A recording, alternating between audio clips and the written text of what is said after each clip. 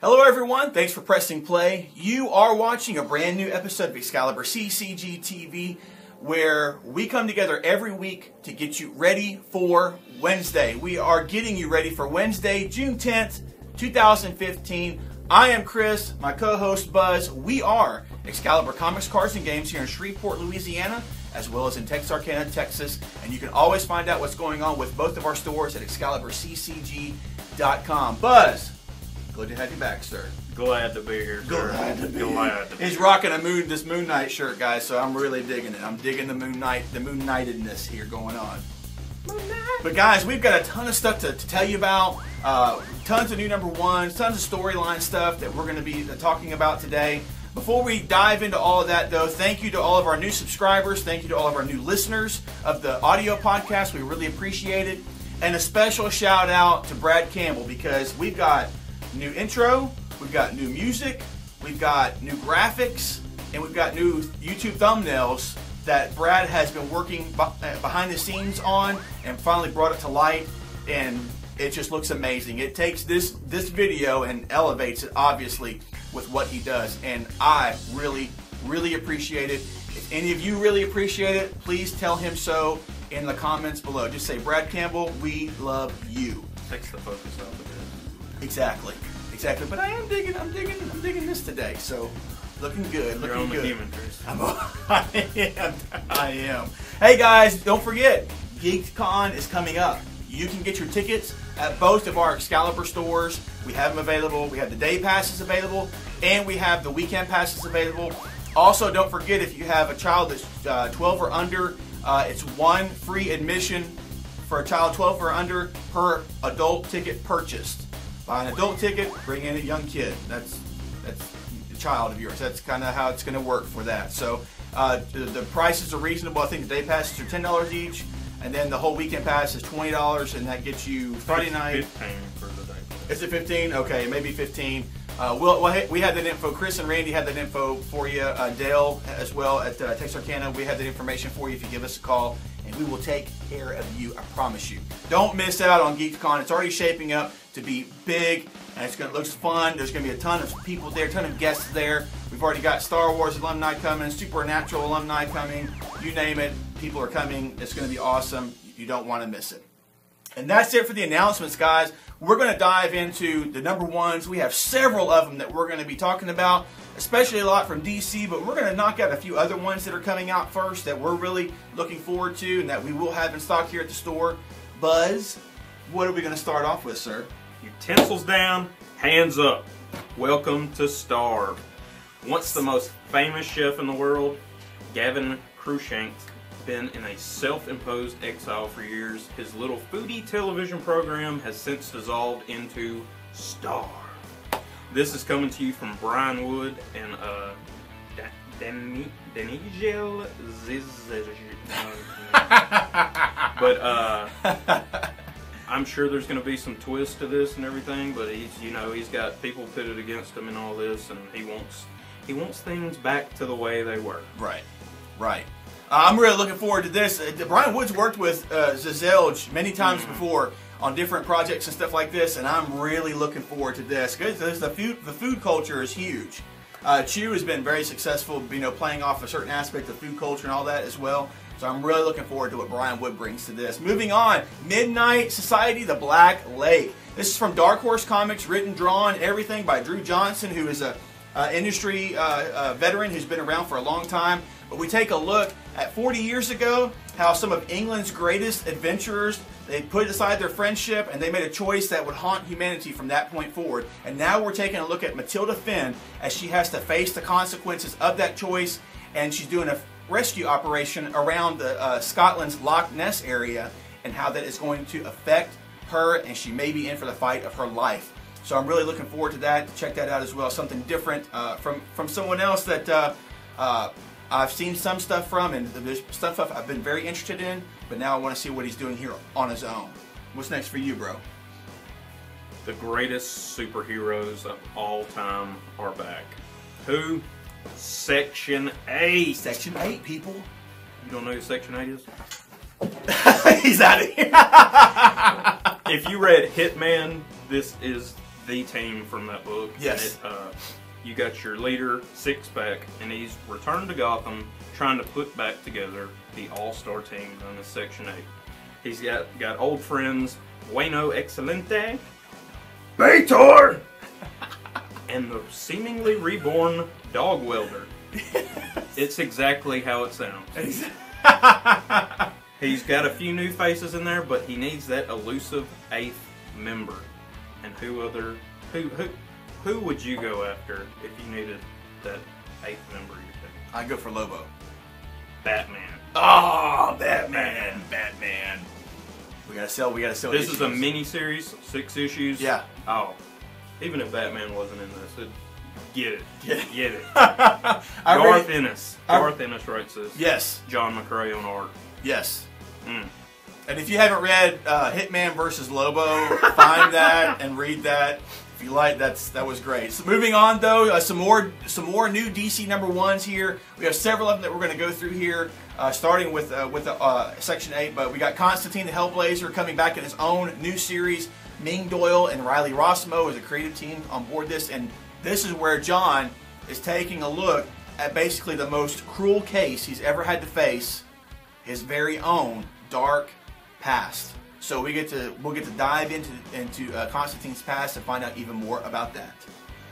Earth 2 Society #1 by Daniel Wilson and Jorge Jimenez. Sure.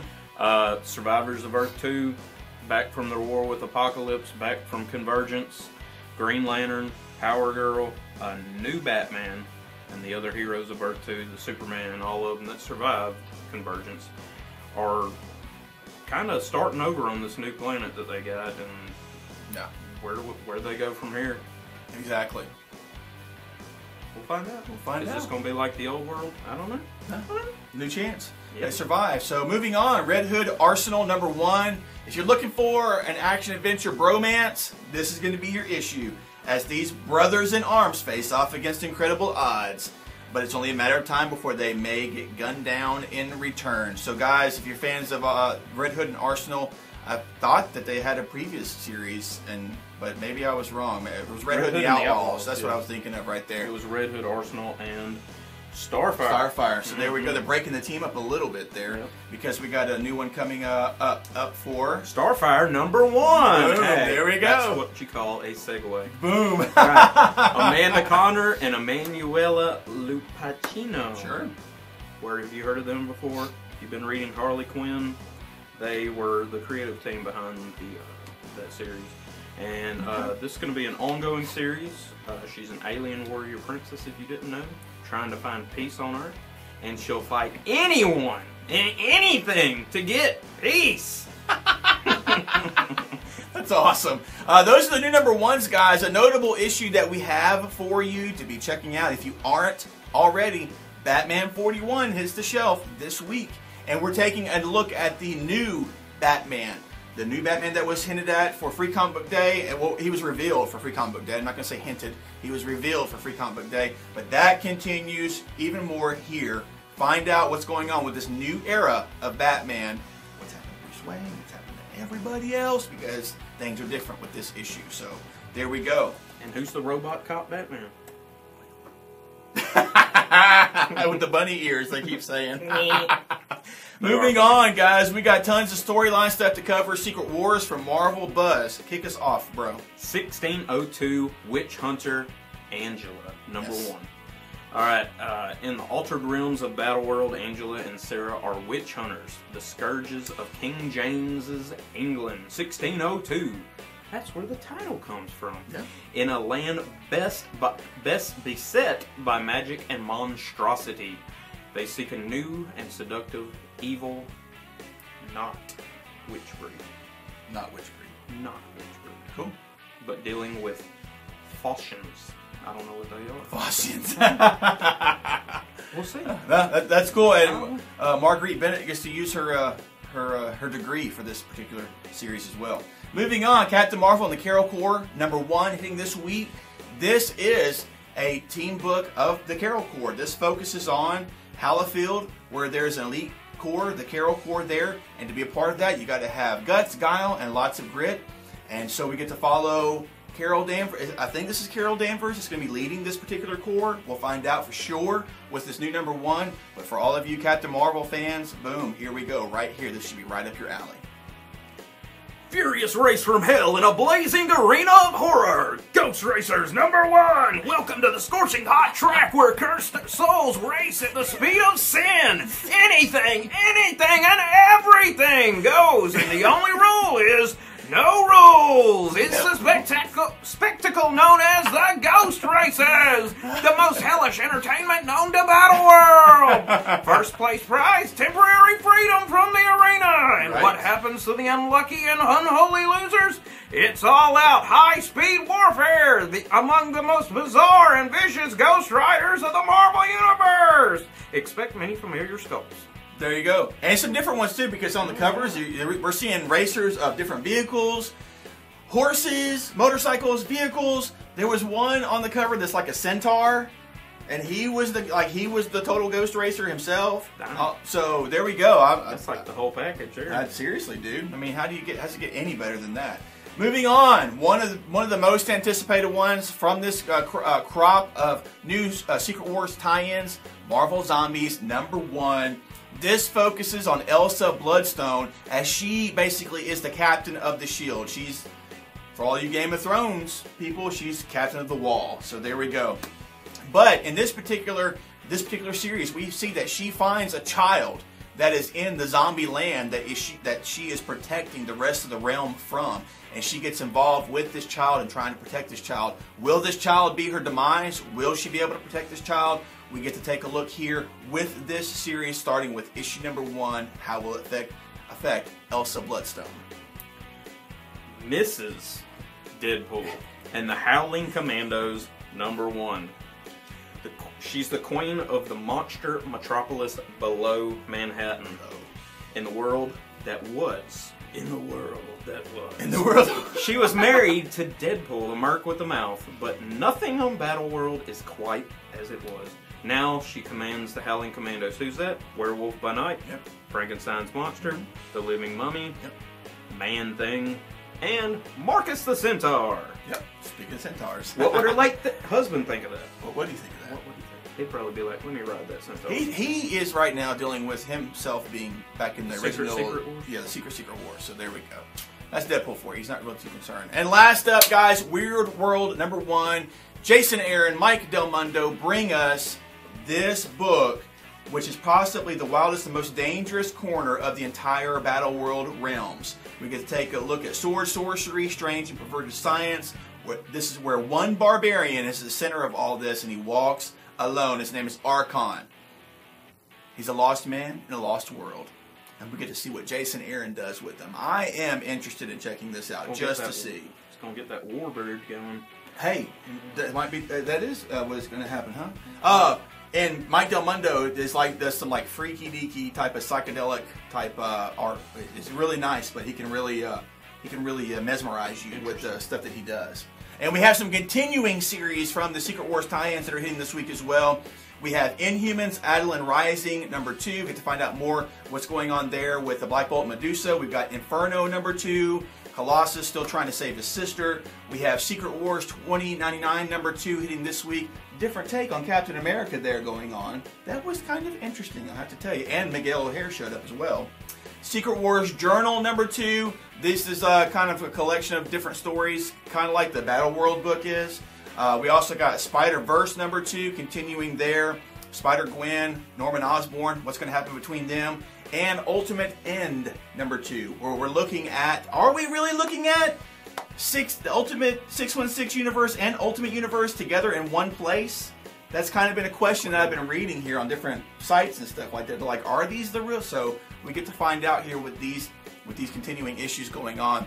And tons of stuff there to check out, guys. Tons of new DC stuff, tons of Secret Wars tie-ins, some other new #1s, stuff that we wanted you to know about because they look really cool, really interesting.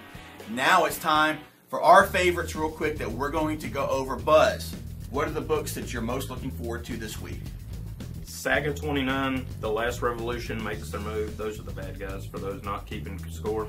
Robocop #12, this is the final issue. Killian Old Man and Robocop face off. Boom. Rebels number 3, following the events on Lake Champlain, Seth's long walk home takes a turn to a similar walk he took from his youth, with unforeseen accident pitted Seth against both harsh elements and his father's harsher expectations. And guys, for me, I'm really looking forward to Copperhead number 8.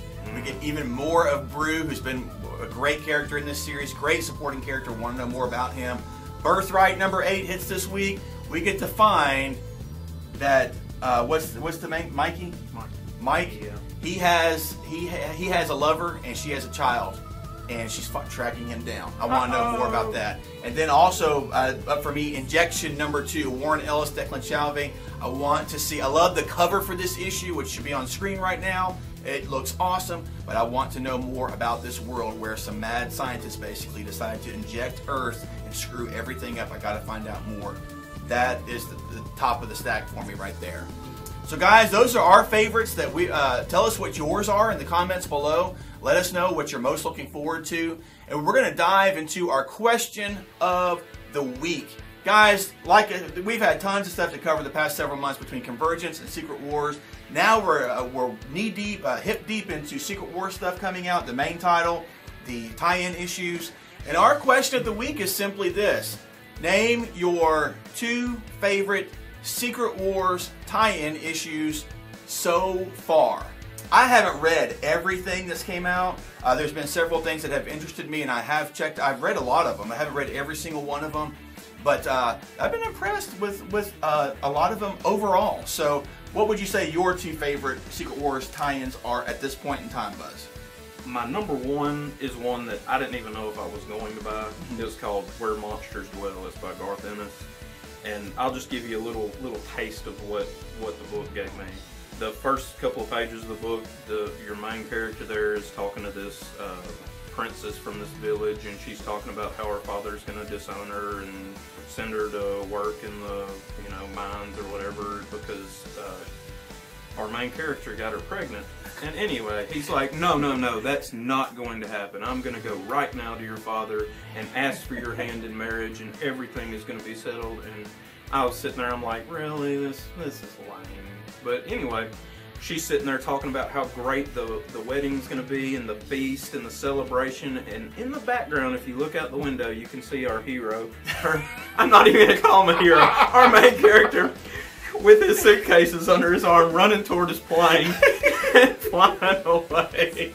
He ain't coming back. He's gone. He is so gone. That's where Monsters Dwell. That's the kind of hero you're dealing with there. Kind of like a Brendan Fraser from the Mummy character, you know, but maybe a little bit more of a scumbag. You're right.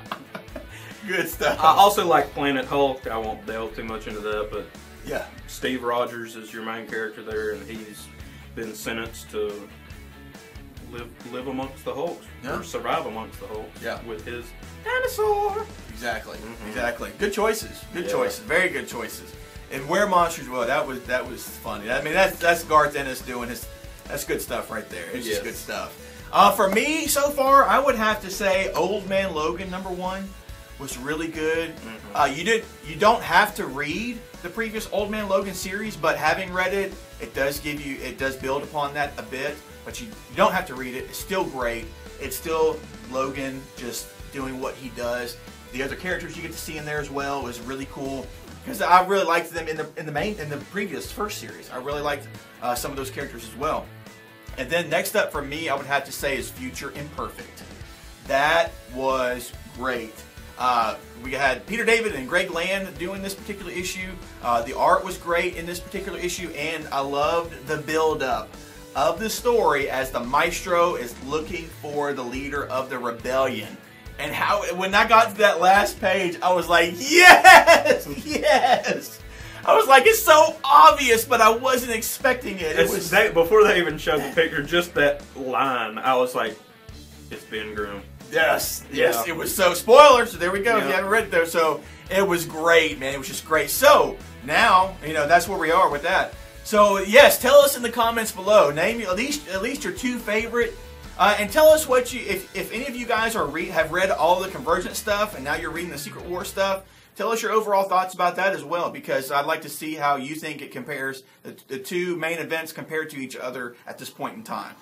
So there we go, guys. Tons of great stuff for you to be checking out. Our recommendations for our favorites, things that you should be checking out. And tell us in the comments below your favorite Secret War tie-in comics so far, because we want to know. We're really digging this. Secret Wars, the main event, has been awesome, and we're really digging a lot of the tie-in stuff as well. So tell us what you think about it all. It's, have some fun. I do recommend you read Future Imperfect, the original book. Oh, yes. Because you don't know exactly how bad the maestro, however you want to say it, is by just reading that first issue of that Secret Wars book. If you read the stuff before, you find out, I mean, he's got like a trophy room of like heroes, you know, like memorabilia that he smashed. You know? Exactly. Defeated them all, kept a memoir of his. Yes. Yeah, it's been a long time since I read the original. I need to read that again. I really do. Or no, he doesn't have it. Rick Jones has the trophy room of everything that of all the fallen heroes. Is that what he's in the Xavier chair, you know, the hover chair. That's right. Yeah. That's right. But the Hulk's behind the stuff. And hey, and we're gonna be seeing, because they've already said it, so this may be a spoiler for some, but Marvel has already said that we're going to see more of the Maestro after Secret Wars. Like, he's probably going to be a continuing part of the Marvel Universe going forward. Because he came out of that Spider-Man 2099 book into the Marvel Universe.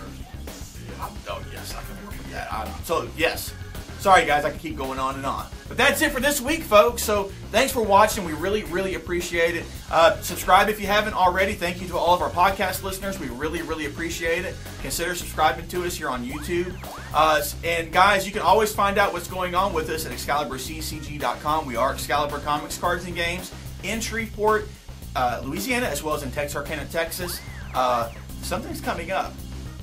I may have some more information about that for you for the next video. But there we go, guys. So, thanks, guys. Thumbs up, subscribe. We really appreciate it. Links for Facebook and Twitter in the description below. And anything else to add, sir? Keep it real. Keep it real. Until next time, guys, thanks for watching. Be safe. Take care. Read some great comics. Tell us what you're thinking of comics in the comments below. And we will see you in our next video. Bye-bye.